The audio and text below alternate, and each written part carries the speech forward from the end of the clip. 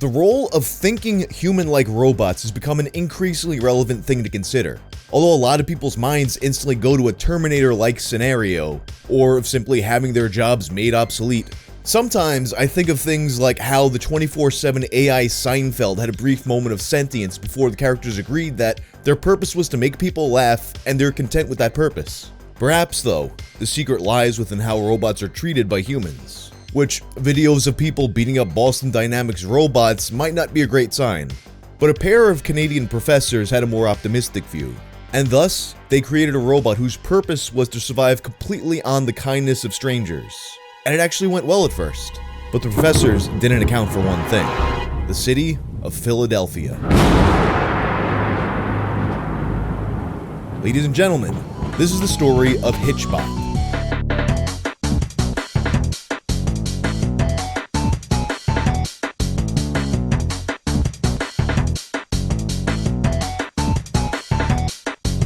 This video is sponsored by Factor. Recently, I've been thinking about how often I order out. I keep on getting hit with these delivery fees and other fees that they don't even really tell you what they are. And then I gotta do this math in my head to figure out how much food I gotta order to make it really worth it.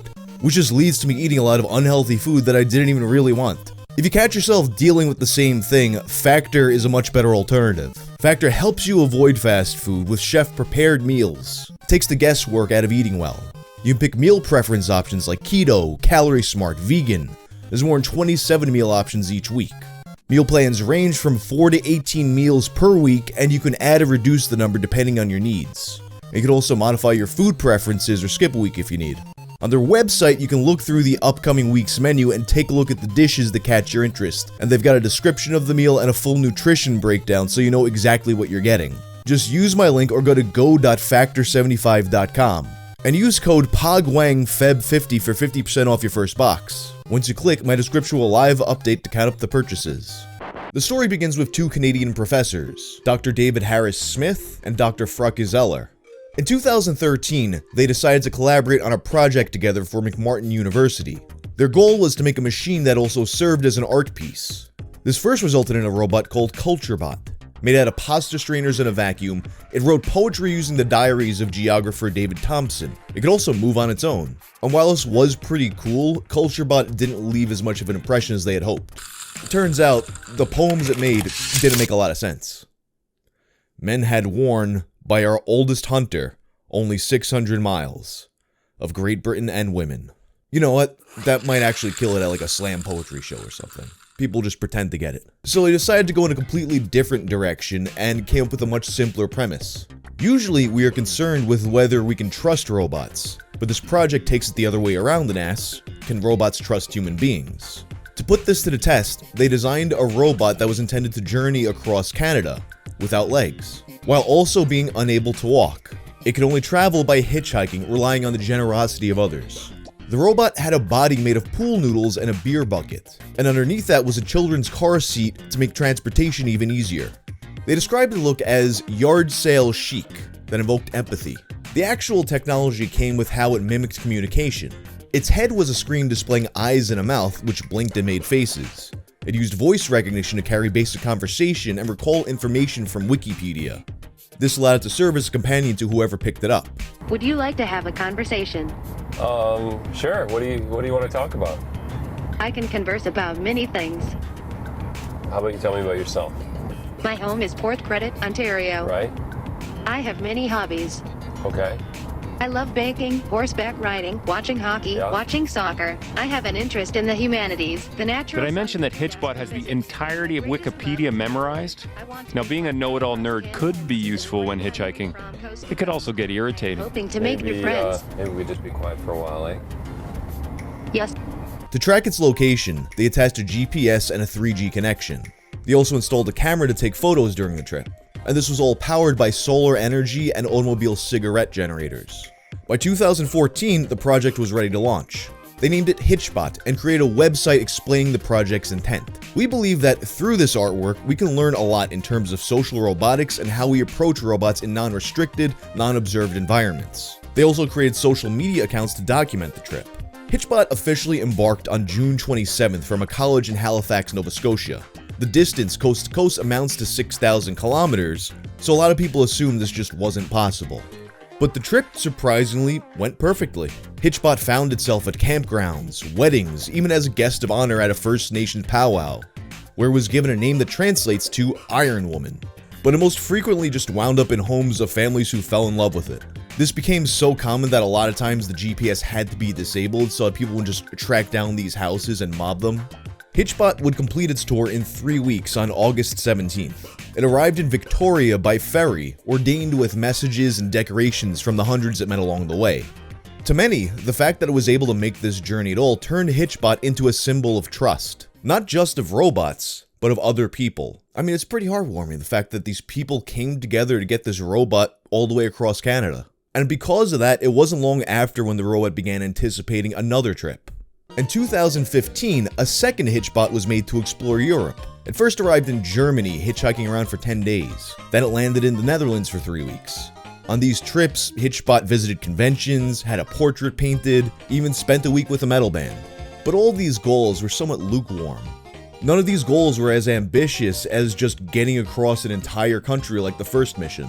That is, until the end of the European visit, when it was announced that HitchBOT would cross the United States. It was going to travel from Boston to San Francisco, a distance of approximately 5,000 kilometers, or over 3,100 miles, because this is America. Interestingly, and perhaps unsurprisingly, there's a bit of a hesitance to do the America trip. Americans are saying, oh yeah, they're doing that up in Canada. Canadians are crazy. It'll probably work in Canada. It would never work here, because here in the States, we would put it into the ditch or shoot it. HitchBOT's tour of the US began on July 17th of 2015, and for the first 2 weeks, things seemed to actually be going really well. They managed to check a few things off of its bucket list, like waving at a sports stadium and seeing Times Square. He even avoided danger by not getting a picture with Elmo, but he couldn't avoid danger forever. Sadly, its journey came to an abrupt end on August 1st. That was when it was discovered that HitchBOT had been murdered. That day, a photo was posted to Twitter showing the robot had been stripped down and destroyed. Its limbs were torn off, and head decapitated. It had last been seen in Philadelphia, picked up by YouTubers Jesse Wellens and Ed Bassmaster. In their vlog, they attempt to find people who can take the robot to Washington, D.C. They're unsuccessful and end the video stating they left HitchBOT on a street bench. Immediately, the two became prime suspects in the robot's murder. But they were seemingly exonerated by Dr. Zeller herself, who was certain they dropped it off as they had said. Unfortunately, that also meant there were no other leads. You see, whoever attacked HitchBOT got really lucky. It only took pictures every 20 minutes, so they narrowly avoided being captured. The attack occurred between 6 to 7 in the morning, which is when the entire system shut down. Upon locating the body, they found there wasn't a single wire left inside. The case went cold. And the next day, HitchBOT's family released a statement on their website. Unfortunately, HitchBOT was vandalized overnight in Philadelphia. Sometimes bad things happen to good robots. We know that many of HitchBOT's fans will be disappointed, but we want them to be assured that this great experiment is not over. For now, we'll focus on the question, what can we learn from this? And explore future adventures for robots and humans. While a lot of people were angry, they emphasized that they didn't want people seeking retribution. In an article from The Guardian, Zeller states, "We have no interest in pressing charges or finding the people who vandalized HitchBOT. We wish to remember the good times, and we encourage HitchBOT's friends and fans to do the same." And that sentiment was reflected in HitchBOT's final message. "My trip was come to an end for now, but my love for humans will never fade." Predictably, that statement did little to quell HitchBOT's tens of thousands of fans. In the wake of the tragedy, people became dead set on finding out who was responsible. And that's where Jesse Wellens comes back into the story. On August 3rd, he tweeted that he'd obtained security footage of HitchBOT's demise. And hours later, he posted the video onto Snapchat. The clip shows a man ripping and even curb stomping the machine to pieces. It wasn't long after this spread like wildfire, even garnering mainstream coverage. Obviously, this footage faces a lot of scrutiny right away. For starters, there turned out to be no surveillance cameras at all in the area. And you take an even closer look, and you can see that the guy attacking HitchBOT is clearly Ed Bassmaster. It's pretty clearly some sort of prank and just a publicity stunt, which was revealed in a video the next day. In the video, Jesse clarifies that he had no further information on the actual culprit. Unsurprisingly, this didn't bode well for the masses, who became even more upset now. They're lashing out at them, hurling insults, you know the drill. But a lot of people interpreted this a different way. They thought that they meant that HitchBOT's demise was entirely a prank, which gave people a false sense of hope, which would be dashed pretty much immediately when people realized what was actually meant. This Reddit comment outlines all the different theories people had at the time. It's one of the following. 1. They destroyed it for publicity, which, if true, is going to bite them in the ass. 2. After they found out it was destroyed, they banked on the fact that they last had it to create a prank and benefit from the publicity. This is the most likely one. 3. The same as above, except the HitchBOT isn't destroyed. They have it safe and will reveal this fact when they come clean. This would truly be an epic prank, since even the HitchBOT creators were pranked. However, the backlash could be bad for them.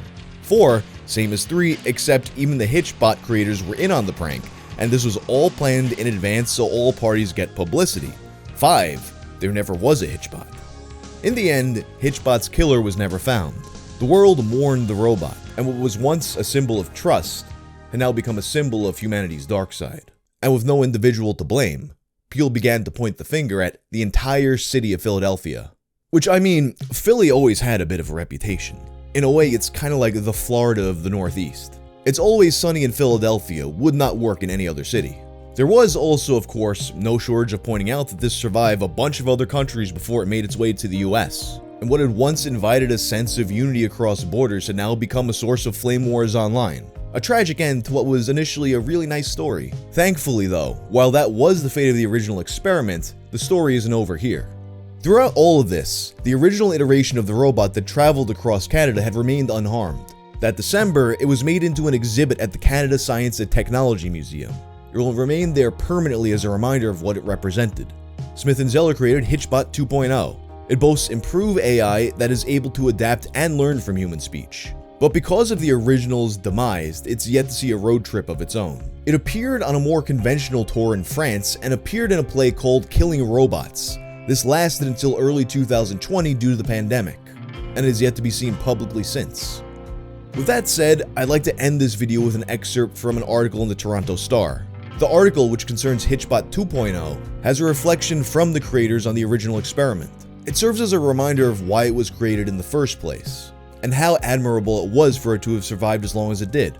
As an artistic cultural sector project, it wasn't a threat.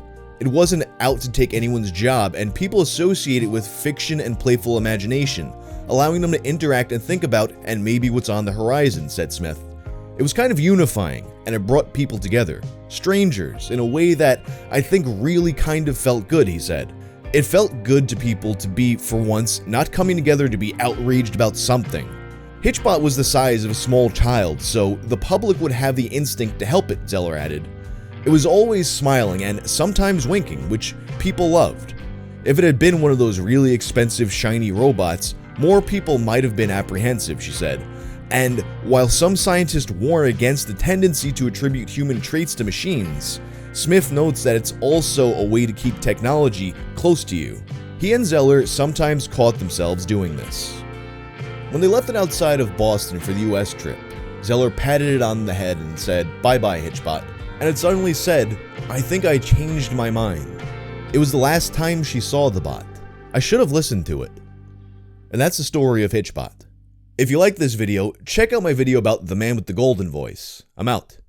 All I do is right!